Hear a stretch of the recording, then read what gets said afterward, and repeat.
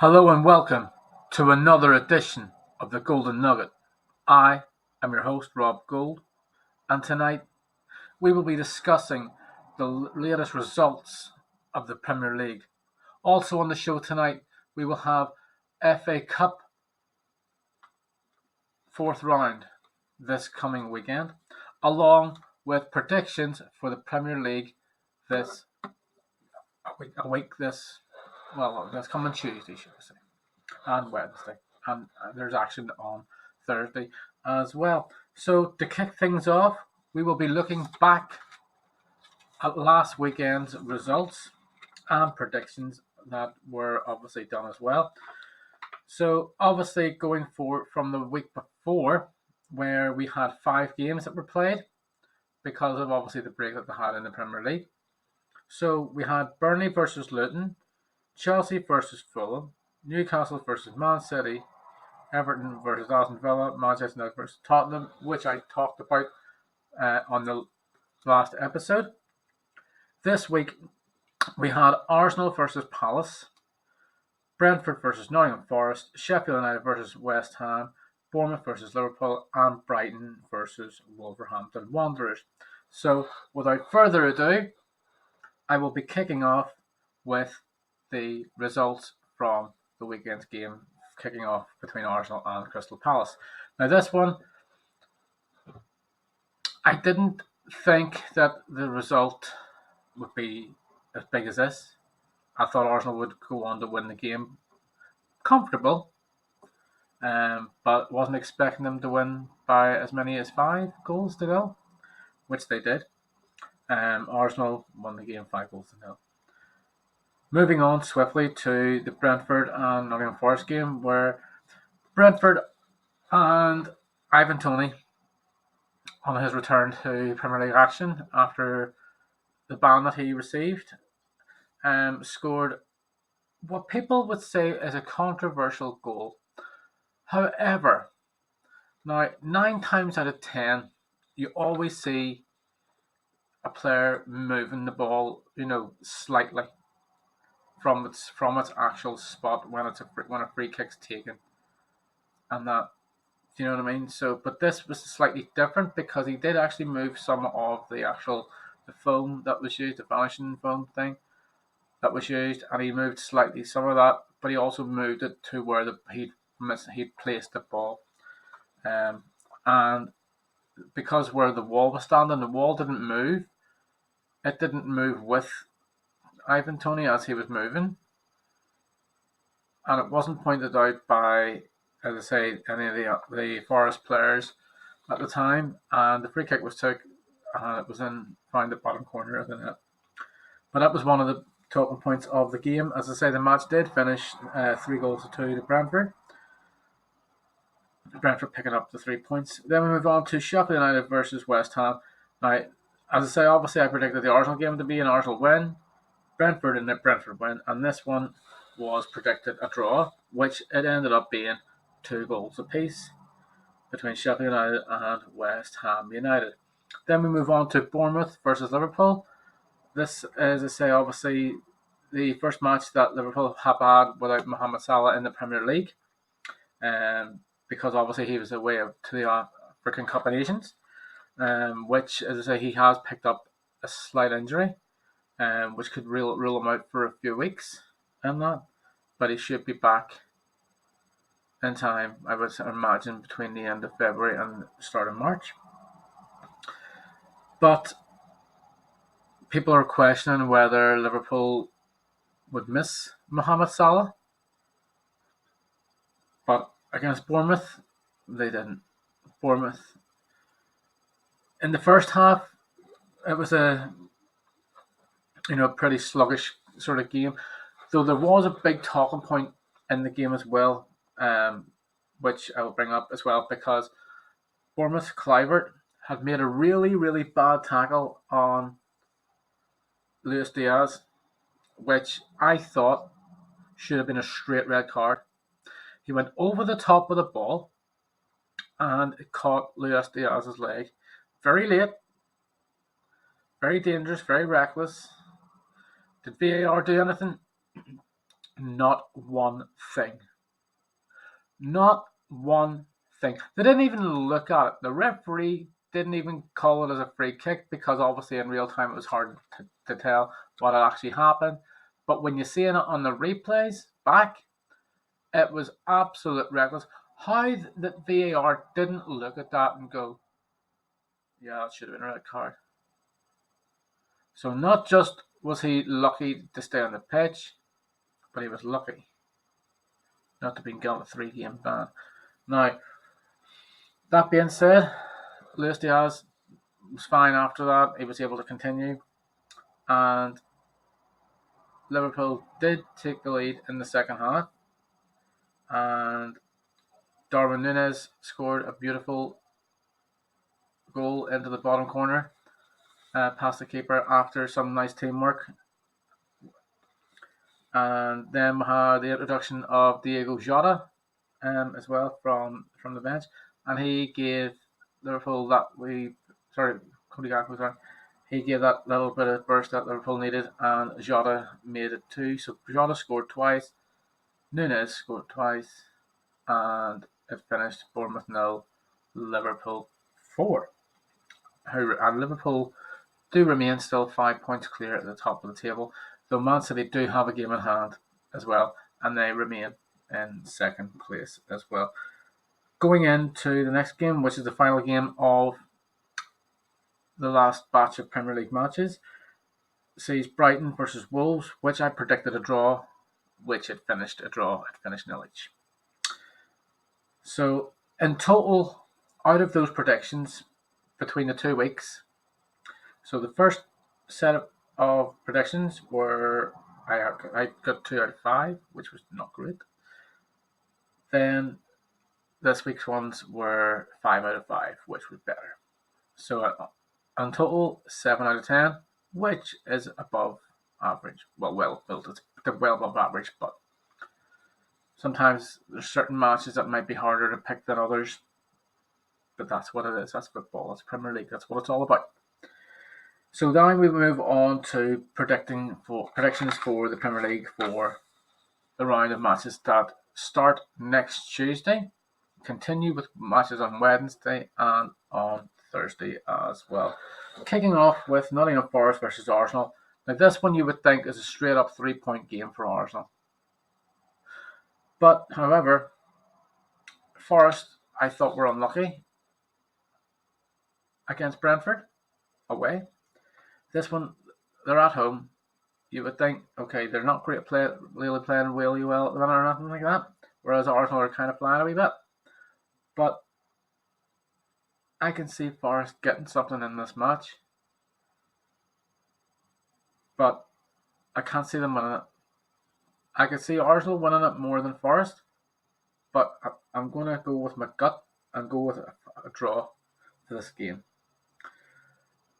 Then we have, now the only thing about that is the fact that obviously Arsenal were knocked out of the FA Cup. Obviously Liverpool put them out. And Nottingham Forest, I think, I'm not sure if they're actually still in the FA Cup actually themselves or not. But anyway, Arsenal have a free week if they're not with them being out of the FA Cup, and if Forest are out of the FA Cup, then they also have a free week as well to train and things like that for that game. Then we move on to Fulham versus Everton. Again, this one is a lot trickier to call because Everton on their day away from home against Fulham, smaller sort of smaller pitch to work on. It's not too difficult to really beat a team like Fulham, but Fulham have actually been playing well, and that so I can see Fulham taking the 3 points in this game. Then we move on to Luton versus Brighton. Again, a game that is really tight to call. Luton, their home form, performance-wise hasn't been bad. Some of the results have been unfortunate, and that. However, Brighton again away from home against Luton. This could be a tricky game for Brighton, but I believe Brighton have the tools to master this match, and I think Brighton will walk away with the 3 points. Then we move on to Crystal Palace versus Sheffield United. This is a game that both teams need to win, and both teams cannot afford to lose. So that is why I'm predicting this one going to be a draw. Then we move on to Aston Villa versus Newcastle. Again, another tough game to call. Aston Villa's home form has been really, really good. Newcastle away from home, again, they're not really hitting all cylinders away from home. But you just never know when Newcastle sometimes. It just depends on which Newcastle turns up. So for this one, I have predicted a home win for Aston Villa. Then we move on to Spurs versus Brentford. This one again, tricky to call, but I think because of Brentford's obviously, Ivan Toney's back now, and he's back amongst the goals. It's going to give Brentford a bit of a different edge compared to previous matches. But with that being said, I think Spurs. The only problem is, Spurs are lacking in goals. They're not really scoring as many goals as what they used to score. Is that because they're missing the likes of Harry Kane, and things like that? That's what you have to wonder with Spurs this season. But I still think Spurs have enough in the tank to do it. I did write down prediction for Spurs to win, but I'm going to change that. Actually, I'm going to change this to a draw because I just think the Brentford with Ivan Toney back into play, I think he has a huge part to play in Brentford's season. Then we move on to Man City versus Burnley. So this is Manchester City against Vincent Kompany's Burnley. I can't see how Man City cannot win this match. I'll be shocked if Burnley gets something from this. So, well, I really will be. I would love it. There's no question about that. I would love it if Burnley got something here against Manchester City. But I can only see one winner in this, and that is Manchester City. Then we move on to Liverpool versus Chelsea at Anfield. I'd say Liverpool form one of the most formed teams in the Premier League. Have only lost once in the Premier League this season, as we've talked about. Chelsea, again, their form has been so inconsistent recently. Obviously, these two meet actually now in the Carabao Cup final as well at Wembley in what is it going to be? It's going to be a few weeks' time, give or take. But these two meet in the Premier League on next Wednesday evening. So when this goes out, as I say later tonight, as I say, it'll be next Wednesday whenever they play each other. But I'm predicting, as always, a Liverpool win. And I'm not just saying Liverpool win because of the fact that I support Liverpool. I do believe that Liverpool have, they have better players than what Chelsea do. And there's no disrespect to Chelsea. I just think that, the money that Chelsea has spent this season and that, on the players that they brought in, they just haven't seemed to be able to click yet. People say like, oh, but when they click, they'll be unstoppable and blah blah blah. It's like, well, they've had quite a few games now, where they've had these players kind of like, fit and ready and raring to go, and people say like, oh, but it takes a good season or so to get used to it. It's like it shouldn't really when you train with these players, week in week out, and then you're in the first team with them type of thing, and that you shouldn't have any excuses to make. I mean, there was like Darwin Núñez, last season comes into the Liverpool team, done not too badly considering like his first season, though people still thought like oh he's poor all this year, and even this season the stats have actually been good, and that, but people are still like because of the money that Liverpool have paid for them. But you look at the money that people the teams have paid for other players more than Núñez, and yet have hardly done anything at all for their club. Do you know what I mean? They've hardly had the figures compared to what what Núñez has, and yet teams were paying more. But yeah, so I think that's why, as I say, Liverpool I think will be better because they're a better oiled team than what Chelsea are, I think. And Chelsea rely sometimes too much on certain players to get them out of jail. And when they're not ready and fit and playing, then Yeah, like I said, I can only see one winner, and that's Liverpool. Moving on to West Ham versus Bournemouth. Again, close enough match to go into this one. West Ham at home, usually good. But Bournemouth, obviously, coming off the back of the 4-0 defeat from Liverpool, which was at home, was at Bournemouth. Um, Again, it's really close to call, but I would go with West Ham to take the 3 points out of this. I would have said a draw, but I just think West Ham are just stronger at home than what Bournemouth would be away from home. That's the only reason why I say West Ham get the 3 points. Then we move on to the final game, which is Wolverhampton Wanderers versus Manchester United.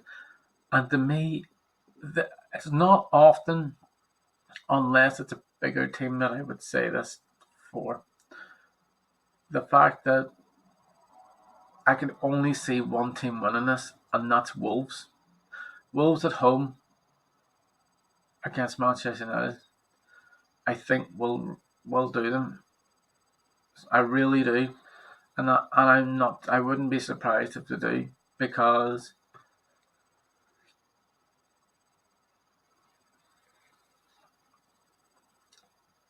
they are a good team. Wolves, United, don't get me wrong, they've got good players, but their manager and the management style just does not seem to be working. They can try as hard as they want to try and get somewhere with him, but there just doesn't seem to be anywhere he's going. In my opinion, he's taken the team backwards, and that's not where you want to go, because in the first sort of 12 to 13 games, he hadn't drawn a match. It was either a win or a loss. It was never a draw until they faced Liverpool. Was the only team that actually drew against them, and that is why I'm going with this one for a Wolves win. Now, that is the Premier League for next week. Now, we do have FA Cup action this weekend as well, and we have got quite a few All Premier League matches as well. So these are the highlighted fixtures without predictions as such, because we're just going over the fixtures. But for the fun of it, I will go over predictions as well for this, just quickly. So Chelsea versus Aston Villa.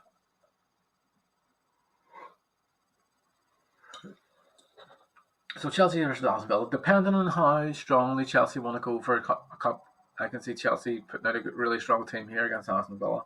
And again, Aston Villa likewise. Aston Villa, in a way, they could be thinking about, keeping their stronger team available for their Premier League campaign, because they're sitting in a really good position right now in the Premier League where they could actually potentially get a Champions League spot. So would you rather sacrifice going out of the FA Cup to get a Champions League spot for the following season? Because the money that would be involved with the Champions League, getting into it for a team like Aston Villa would be huge. But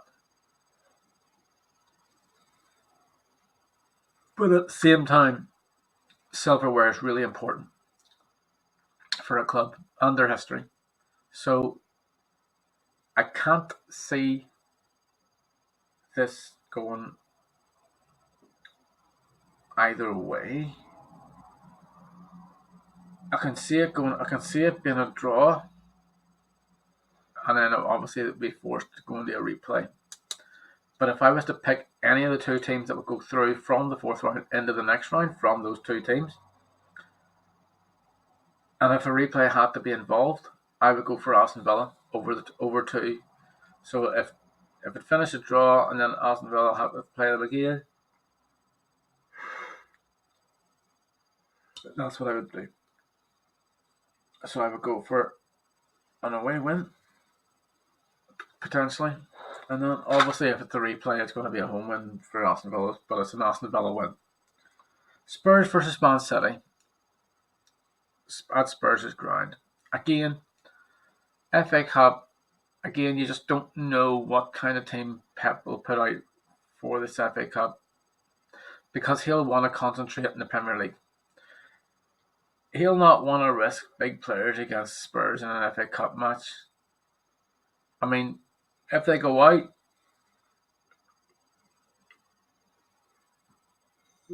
they go out.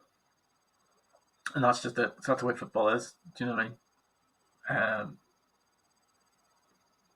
Man City fans will be like, some of them will probably be disappointed if they go out, but because then it'll be another cup that they've lost, and that too because then there'll be a new winner of the competition.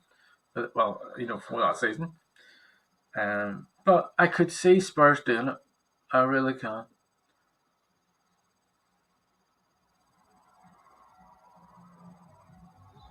So I will go for the Spurs win.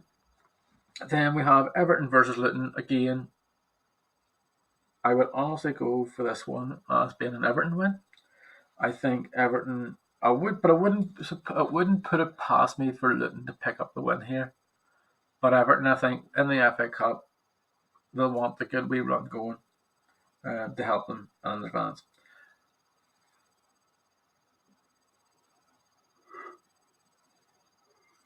Then we have Fulham versus Newcastle again. Fulham, after the disappointment of losing the semi-final in the League Cup to Liverpool over two legs, will that disappointment roll into the game against Newcastle? Will their heads be down and that from that because they were quite close in getting more out of that game. But Newcastle, however, FA Cup.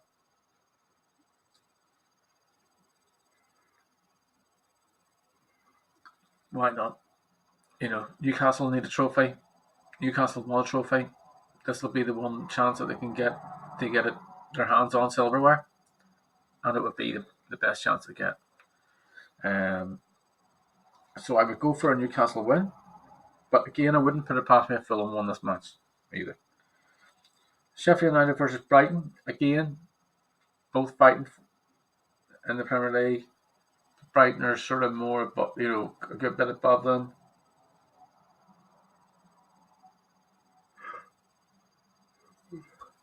And as I say, Sheffield United obviously fighting for Premier League survival as well. But this being the FA Cup, will Sheffield United sort of put aside the whole Premier League thing and put out a good strong team to face Brighton, which I think they will. So that is why I think this one will be a home win. Then we move on to West Brom versus Wolves. This one I think I'll go for a Wolves win.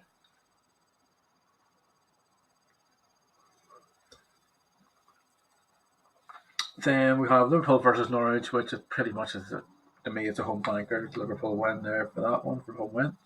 Then we have Newport versus Manchester United. Could a giant killing happen in the fourth round of the FA Cup? Can Newport knock out Manchester United? If Newport got an early goal, not only would it settle nerves down, but it would put the nerves on Manchester United to get back in the game quickly. Because the longer it stays at 1-0, the more the home fans of Newport would be on their feet, getting the players, more hyped up than what they already are.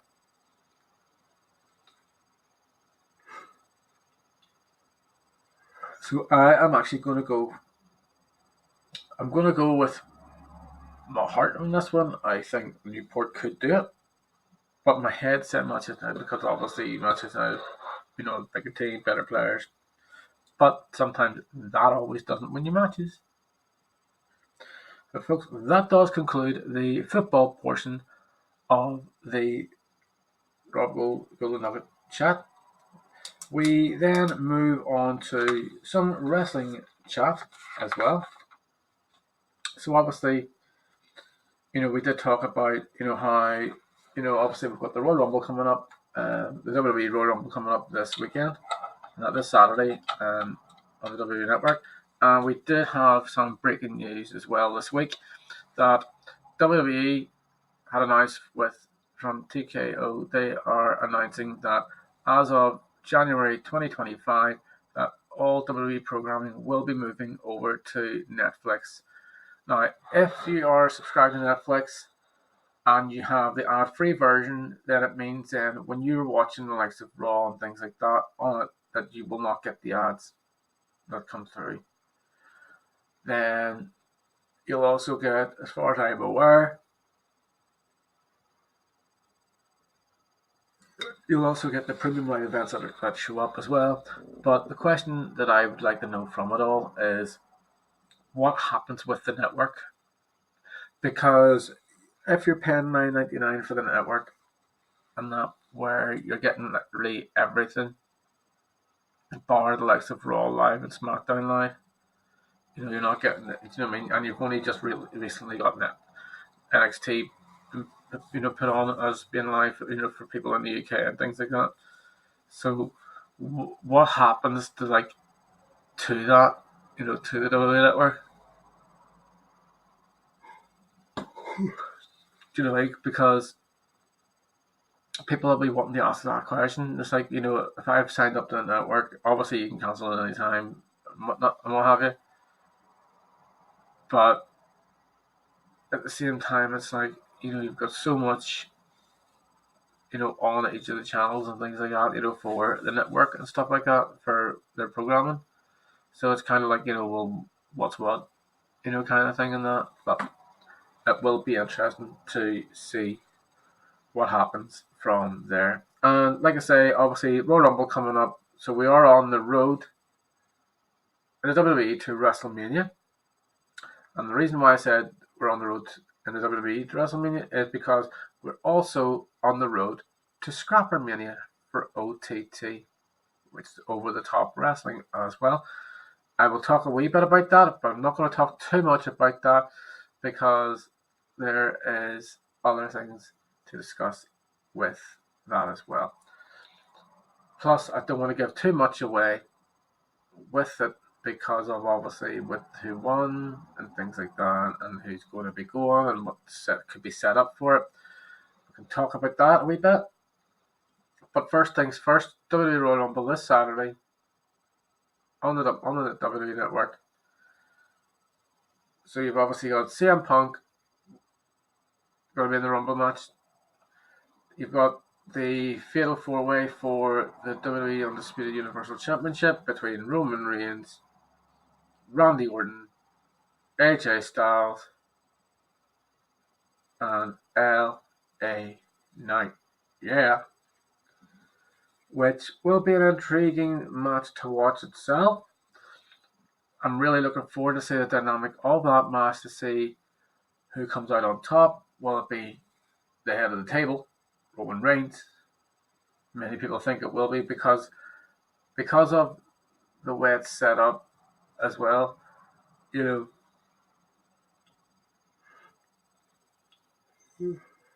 The Rock have a role to play in this WrestleMania? Or sorry, in this Royal Rumble? As in, will he interfere in the match? It's a fatal 4-way, it's no disqualification. Anything can happen. We also heard, obviously they're talking about the Royal Rumble match itself. You heard, if you didn't watch Raw on Monday night, that Hulk Hogan was kind of doing like a video type thing for it, and he talked about the possibility of maybe himself being in the Rumble match.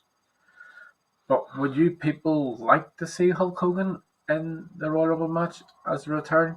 Personally, I wouldn't, because in my mind, you need to get, yes, big pop, all that because of the name. The name Hulk Hogan runs everywhere, but to me, it's taking a spot away from someone who's deserving of it, someone who's been fighting and climbing their way towards the top. So if you're going to give that spot to someone like Hulk Hogan, yes, the shock factor of him coming back at the Rumble, yeah, that could be big. But why take that and then use it on someone else who could be, making their first Royal Rumble debut, and that, or making their big debut, and okay, maybe not winning it, but doing well in it enough just for people to,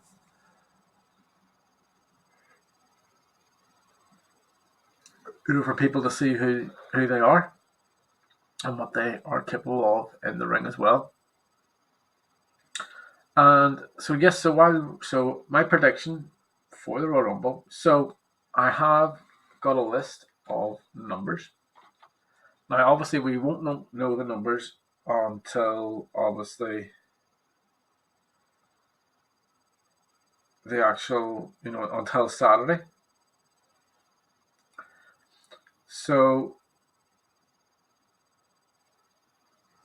the numbers that I drew for the Rumble match itself were 16, 26, 20, 14, 3, and 9. And while I'm on here, I will write those numbers down so as I can remember them myself. So we have 16, 26. So obviously they're going to be later in the Rumble match itself. 20, which will be before 26. 14, 3, and 9. So 5 numbers drawn. 1, 2, 3, 4, 5, 10, 15, 20. You have 5 numbers drawn. 3, 9, 14, 16, 20, and 26. Which are pretty reasonable numbers because anybody could get those numbers. I mean, people think that Cody's going to start off with 1 and go on to win it. That's what people are sort of kind of suggesting that could possibly happen for him. But that's the thing. It's like, who do I want to win the Rumble itself? It's really hard to say who I want to win the Rumble. Like it's anybody's game in the Royal Rumble. Do you know what I mean? And I think that's the element. The fact that there's only been so few have actually been said that they're going into the Rumble, and it keeps some sort of surprise spots available too as well. So who knows who could win the Royal Rumble? And this, it could go a ton of ways. They could give it to Damian Priest as a surprise sort of thing. So he's got the Money in the Bank. Do you know what I mean? So if he has the main event spot, loses the match, and then says like, "Yeah, yo, I want to cash in my Money in the Bank," after, do you mean after he's been beat himself, and then all of a sudden he actually wins it on his Money in the Bank? It could happen. Anything can happen in wrestling. But folks, I will talk about the Loco Rumble for OTT's event, where they had 30 entrants, not single superstars, but 30 entrants into the Loco Rumble event itself. So it started off, so basically the rules were that basically every entry came in 90 seconds and into the Rumble event itself. Obviously you had it starting off with 1 and 2, who just so happened to be Omari and man like DeReese, who obviously represent the 0121. 0121. And so they sort of jocked it out for a bit, but then the twist that the Loco Rumble had. If you were in a tag team, instead of a tag team entering in as one, as like 14 and 15 as such, whatever their number was, they entered in as a duo. So if you entered in as a tag team and you entered in second, it meant that you and your tag team partner were the second entrant into the Rumble, and then you took on whoever was in the ring. But if you or your tag team partner won the local Rumble, then whoever was the person who threw said person over the top rope with his feet touching the floor, then they would be crowned winners of the local Rumble. Now, for those who, as I say, either were at the show, obviously know the results of the show, for those who have already watched it on demand, have already seen it and things like that. So for those who don't want to know the results of this local Rumble, you can pause this bit of the podcast for about 5 minutes, and I will delve into some of the results from the local Rumble match and also the surrounding matches that were on the card as well. So without further ado, I will show you something as well, folks. This is for those on the YouTube portion of the podcast. So this is something that I got delivered because I am collecting independent wrestling belts. So before I start into this match, I will show you this is the belt. So folks,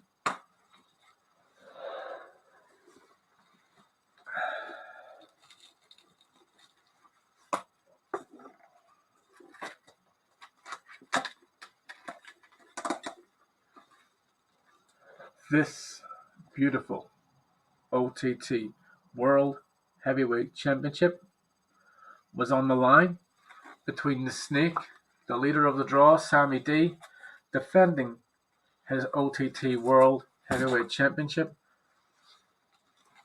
and he was defending the OTT Championship against a member of Subculture, who just happened to be Flash Morgan Webster.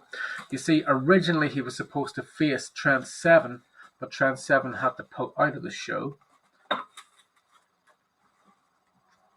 for reasons unknown. But that match has been now rescheduled for the Gaff Party, which is on the 1st of March in Wolverhampton, where Sammy D the Snake will be defending the OTT World Heavyweight Championship against Trent Seven. And I can only see one winner in that, because the Snake in the draw run OTT.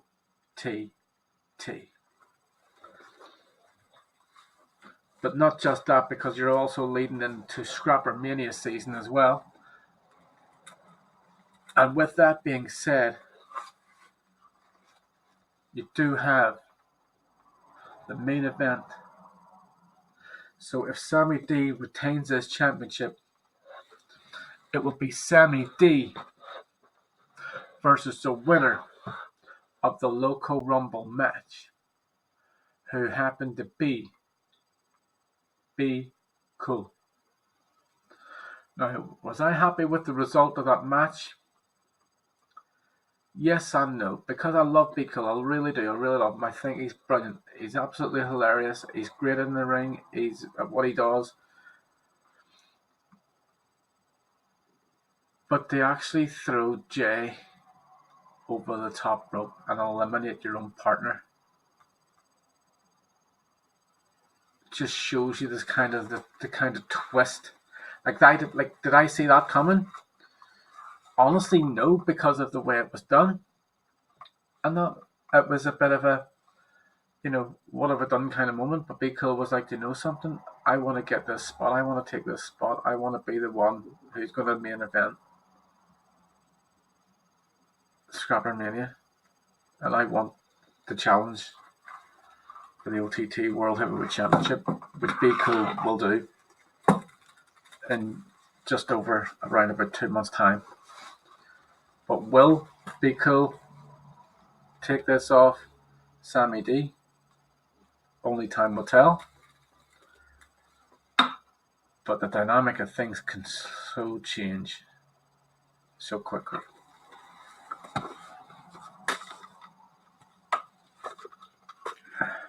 It is a really beautiful championship, folks, I've got to say. One of the best. One of the best.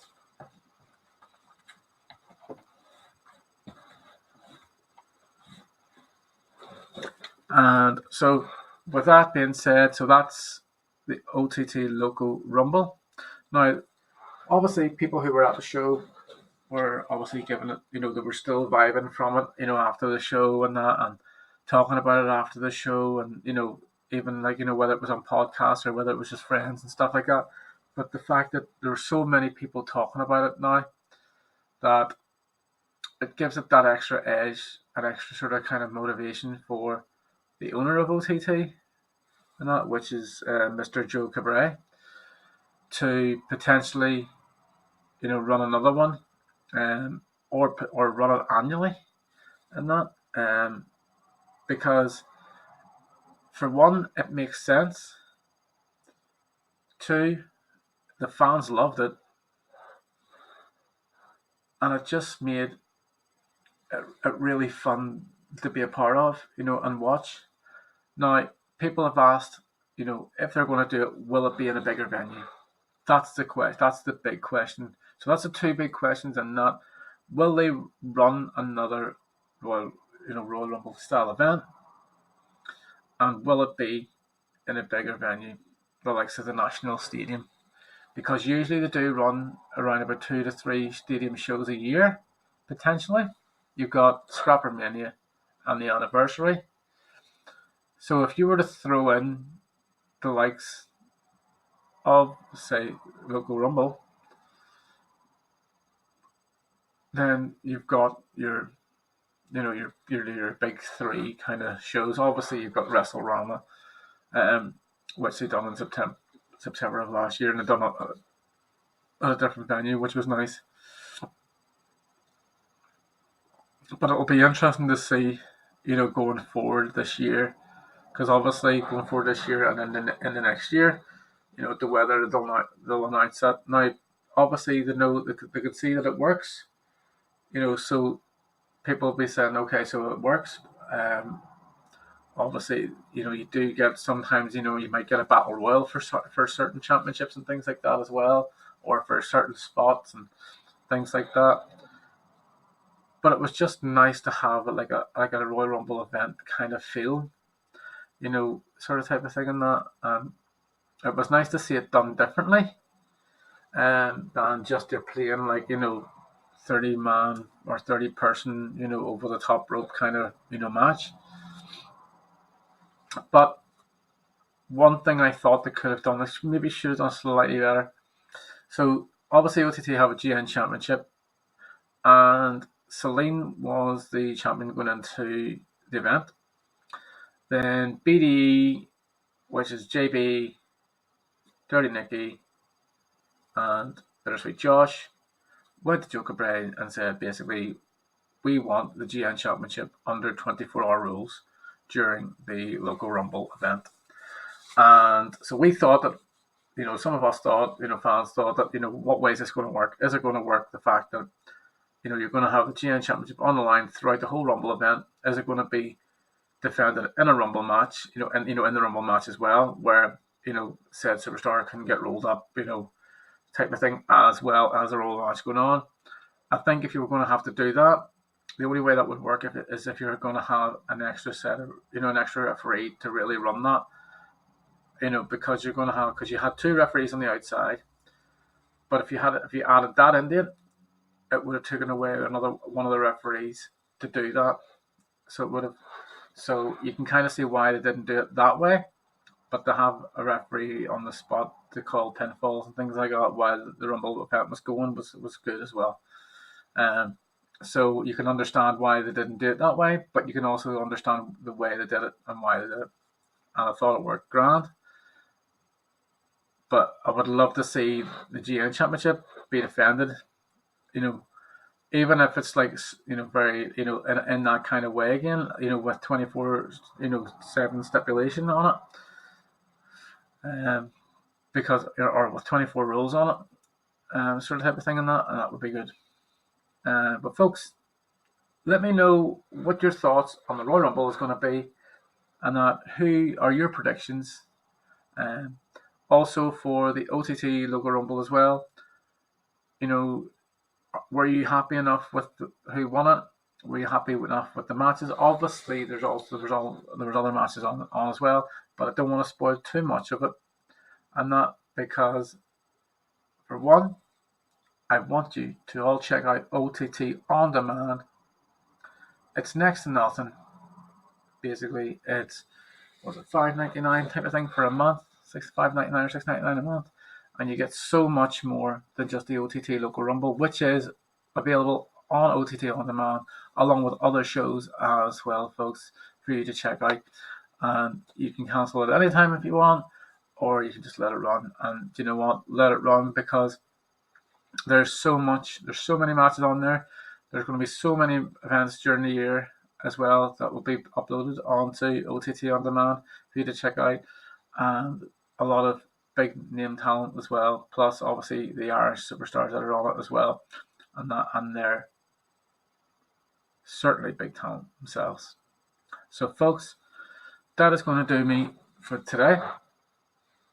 Again, as always, if there's anything that you want to discuss on the podcast and that, do let me know, and I will add things into it. If there's anything that you want to chat about, send me a message, whether it's through the likes of Facebook, Twitter, TikTok, and things like that, or Gmail as well, which all of these will be at the bottom as well on the info, along with Spotify and on Amazon, and it'll be also on here as well, on YouTube as well. If there's anything that you want to talk about and things like that, do put them into the comment section. And as always, when it goes up on YouTube, I will look into the comments and opinions and questions and that, and I will put polls out as well too, just to get some sort of fan feedback about, as in, out of these said superstars, who's going to win the championship, who's going to win the Rumble match itself on Saturday, who would be your final four, things like that, just for fun while the Rumble's on Saturday. So, folks, this is a golden one, Rob Gould, with a very important message. For those that do, I appreciate what you do. For those that don't, you always need to acknowledge me.